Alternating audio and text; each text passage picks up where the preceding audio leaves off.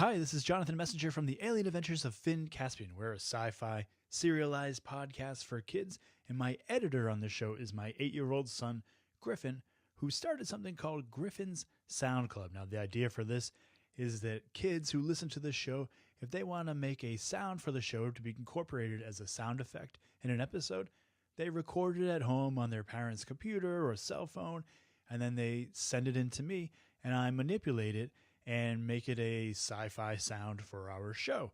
So I thought it'd be really fun to show how that's done. And I got a few emails from listeners wondering about that. And we got a great sound from our listener, Eli from Michigan. And I thought maybe I would use that as an opportunity to show how it goes from the sound that Eli recorded on his parents' voice memo app on their mobile phone, and then how it makes it into the show as sort of a creepy sound. And now this sound was made for season 3, episode 2. And the episode, there's this kind of mysterious object that's floating, just appeared on the space station, and it's vibrating and kind of freaking everybody out. And so I used Eli's sound to make that sound. So here's Eli's original clip. Eli Overman, and I am 5.5. This is my sound.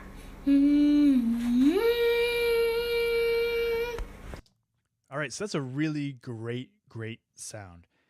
Some of the sounds are more challenging to make into a sound effect than others, and Eli sent in a really great one. So obviously we're going to cut out Eli's initial introduction. No offense, Eli. And this is how it actually sounded on the show. So I'll show you how I went from this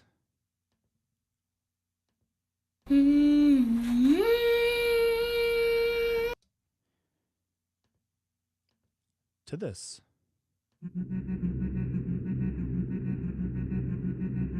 All right, again, this is sort of this mysterious object that's floating and vibrating and humming in the middle of the space station.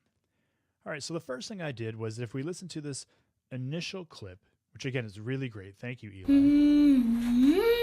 You can hear at this part, there's a little bit of a rumble in the background. Maybe someone in the family is doing something. Maybe a little brother or sister is doing something. So we're going to cut that, all of that part out. Hold on here. And we're left with this. All right. And so obviously it has kind of a strange cut there. So what we do is I just kind of blend the sounds together a little bit. And we'll make a nice long sound there. And this is kind of what it sounds like when you do that. And you can kind of blend it a little more so that you don't get that kind of blip there if you want. It's not really worth the time for this video, but you can do that. And let's just go back to how it was. All right. And so then I go to my vocal effects, and then I start changing things around a little bit. So first one up is pitch shifter. Now the pitch shifter can go up or down, changing how it sounds to really high to really low. And so if we put it up high, we listen to it. Or really low. And so what I'll do here is, oh, my cursor disappeared. There we go. Load Eli's preset here. And that's a pretty low sound so that it sounds already.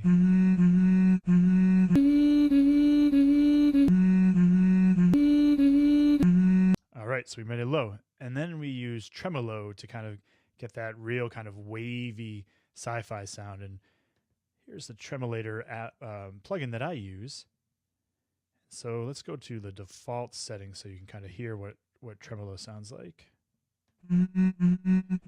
Makes that kind of really wavy sound. And so I just kind of boosted the rate to make it a little faster.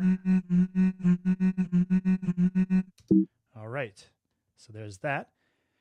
And then sometimes I put a little reverb on, but I didn't actually put reverb on this one. Reverb, what it does is kind of gives a little bit of a echo. It makes it feel like something is happening and the sound is bouncing around the walls. But in this scene, I wanted it to be really present, the sound, and not have that kind of spatial feeling.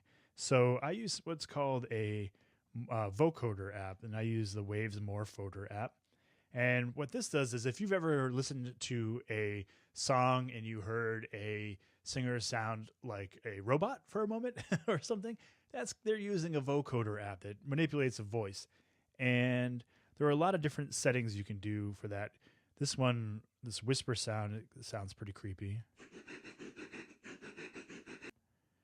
You could do the ogre, which is a little darker, a little more monstrous. Your dark shadow. That's pretty creepy too. Actually, that one's pretty good.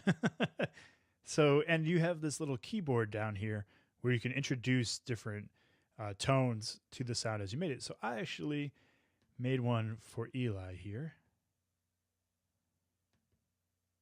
And it has that kind of vibration sound underneath it, that hum that's happening that you can hear underneath it. And you could, if you wanted to, like I said, you can manipulate this however you want. You could add a little screeching. Ooh, that's really freaky. I probably should have done that. That's kind of scary. Okay, and so that's basically how I went from the original, Eli's original, which actually Hindenburg here is non-destructive, so we can actually do this.